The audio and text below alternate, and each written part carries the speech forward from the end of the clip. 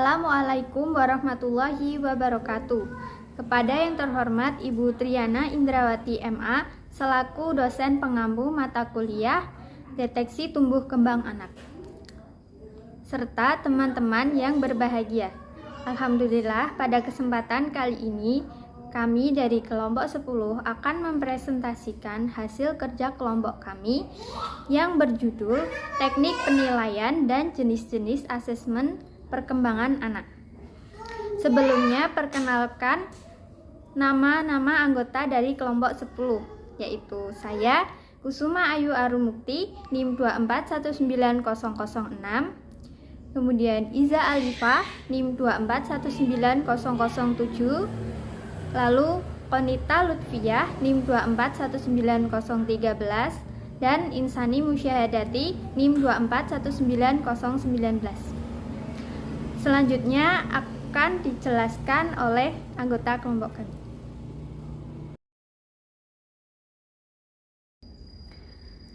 Teknik penilaian pertumbuhan. Penilaian pertumbuhan merupakan komponen pengawasan kesehatan anak yang sangat penting, sebab dapat berpengaruh buruk pada pertumbuhan di hampir setiap masalah dalam bidang fisiologi antar individu dan sosial. Penilaian pertumbuhan dan perkembangan dapat dilakukan sedini mungkin sejak anak dilahirkan.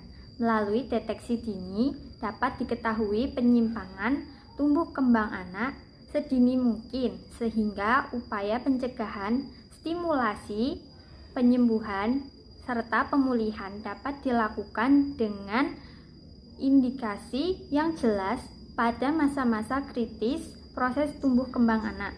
Upaya-upaya tersebut dapat diberikan sesuai dengan usia perkembangan anak. Dengan demikian, dapat tercapai kondisi tumbuh kembang yang optimal. Penilaian pertumbuhan dan perkembangan anak dapat dilakukan dengan beberapa cara. Di antaranya, 1. Pengukuran antropometri. Pengukuran antropometri ini meliputi pengukuran berat badan, tinggi badan atau panjang badan, lingkar kepala, dan lingkar lengan atas. Yang pertama, pengukuran berat badan. Pengukuran berat badan ini dilakukan dengan secara teratur untuk memantau pertumbuhan dan keadaan gizi balita. Balita ditimbang setiap bulan dan dicatat dalam Kartu Menuju Sehat Balita atau KMS Balita. Kemudian, pengukuran tinggi badan. Pengukuran tinggi badan pada anak sampai usia 2 tahun dilakukan dengan berbaring, sedangkan di atas 2 tahun dilakukan dengan berdiri. Hasil pengukuran setiap bulan dapat dicatat dalam KMS yang mempunyai grafik pertumbuhan tinggi badan. Kemudian, pengukuran lingkar kepala anak. PLKA adalah cara yang biasanya dipakai untuk mengetahui pertumbuhan dan perkembangan otak anak. Pengukuran dilakukan pada diameter occipitofrontal dengan mengambil rata 3 kali pengukuran sebagai standar. Kemudian, pengukuran lingkar lengan atas.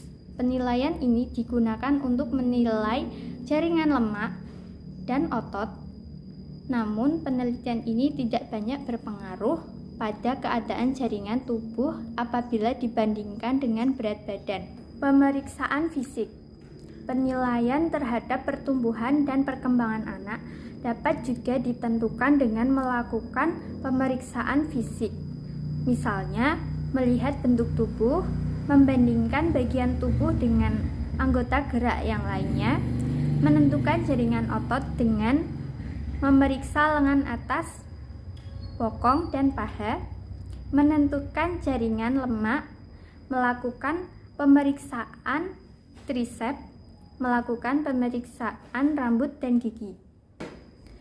3. Pemeriksaan laboratorium.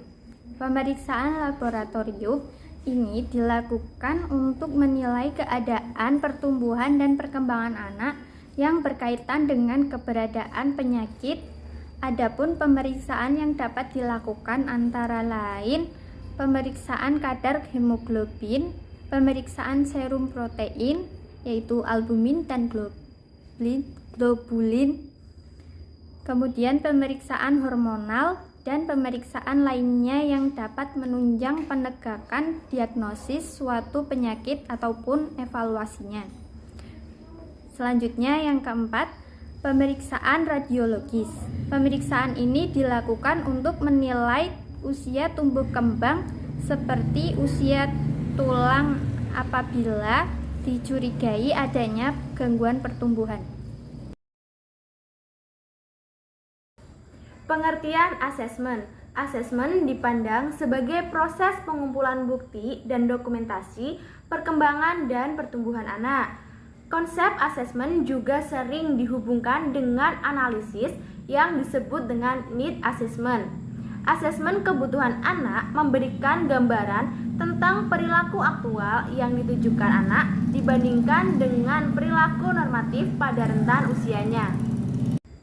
Tujuan asesmen yang pertama yaitu penyaringan atau penyeleksian atau screening untuk menyeleksi anak yang sesuai dengan program yang hendak dikembangkan. Yang kedua yaitu menggambarkan berbagai jenis keterampilan yang terarah atau determining eligibility untuk mengetahui dan menetapkan apakah anak membutuhkan layanan khusus atau tidak. Yang ketiga yaitu penyusunan atau pengembangan program pembelajaran yang tepat dan sesuai atau programming planning digunakan untuk penyusunan atau pengembangan program pembelajaran yang tepat. Yang keempat yaitu membuat keputusan tentang penempatan atau mapping, yaitu mendapatkan gambaran posisi perkembangan anak dalam satu kelompok. Hasil mapping menjadi acuan guru untuk membuat program yang berbeda sesuai dengan kebutuhan anak. Yang terakhir yaitu memandu perkembangan anak atau monitoring, yaitu untuk mengetahui tingkat kemajuan peserta didik selama dan setelah mengikuti program pendidikan tertentu yang telah diberikan. C. Jenis-jenis asesmen perkembangan anak. Yang pertama, asesmen perkembangan motorik. Perkembangan motorik meliputi kemampuan dalam melakukan gerak, baik yang bersifat gerak kasar, gerakan halus, keseimbangan, dan koordinasi. Asesmen perkembangan motorik ditujukan untuk mengetahui informasi tentang aspek-aspek perkembangan motorik anak yang meliputi aspek motorik kasar, motorik halus, aspek keseimbangan, dan koordinasi. Asesmen ini dapat membantu guru dalam memahami tingkat kemampuan motorik anak. 2. Asesmen perkembangan kognitif. Perkembangan ini merupakan perluasan dari kemampuan mental atau intelektual. Kognisi meliputi pengenalan, pemrosesan, pengetahuan, informasi, serta penggunaan informasi yang tepat. Perkembangan kognitif anak menjadi 4 tahapan.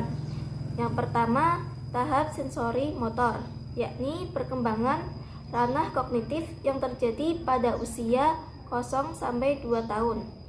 Yang kedua, tahap praoperasional, yakni perkembangan ranah kognitif yang terjadi pada usia 2-7 tahun. Yang ketiga, tahap konkret operasional yang terjadi pada usia 7-11 tahun. Yang keempat, tahap formal operasional, yaitu perkembangan ranah kognitif yang terjadi pada usia 11-15 tahun. 3. Asesmen perkembangan sosial emosional. Perkembangan sosial emosional pada anak-anak yaitu kemampuan untuk berinteraksi serta memberikan respon terhadap sesuatu dan bertingkah laku mengikuti norma masyarakat. Dalam konteks ini, perkembangan sosial meliputi 2 aspek penting, yaitu kompetensi dan tanggung jawab sosial. Kompetensi sosial yaitu menggambarkan kemampuan anak untuk beradaptasi dengan lingkungan sosialnya secara efektif. Sementara tanggung jawab sosial yaitu antara lain ditunjukkan oleh komitmen anak terhadap tugas-tugasnya, menghargai perbedaan individual, dan memperhatikan apa yang ada di lingkungan sekitarnya. 4. Asesmen perkembangan bahasa. Bahasa merupakan alat komunikasi yang digunakan manusia dalam mengadakan hubungan dengan sesama. Asesmen perkembangan bahasa ditujukan untuk mengumpulkan atau menghimpun data atau informasi tentang aspek-aspek perkembangan bahasa yang meliputi kemampuan memahami makna kata, kemampuan untuk mengekspresikan diri secara verbal, dan kemampuan dalam pelafalan sehingga dapat membantu guru dalam memahami tingkat dan kemampuan belajar bahasa anak. Urgensi asesmen. Asesmen pendidikan atau pembelajaran sesuai dengan fungsinya sebagai penyedia informasi dan pengendali mutu pendidikan, mencakup semua komponen pendidikan, proses pelaksanaan, dan produk pendidikan secara menyeluruh. Asesmen dilakukan untuk mengetahui nilai perkembangan dan pertumbuhan anak yang tidak terlepas pada prinsip-prinsip asesmen anak usia dini sebagai berikut. 1. Menyeluruhan. Penilaian yang dilakukan terhadap proses dan hasil kegiatan anak yang diharapkan dapat menggambarkan adanya perilaku anak baik yang menyangkut pengetahuan sikap perilaku dan keterampilan. 2. Berkesinambungan.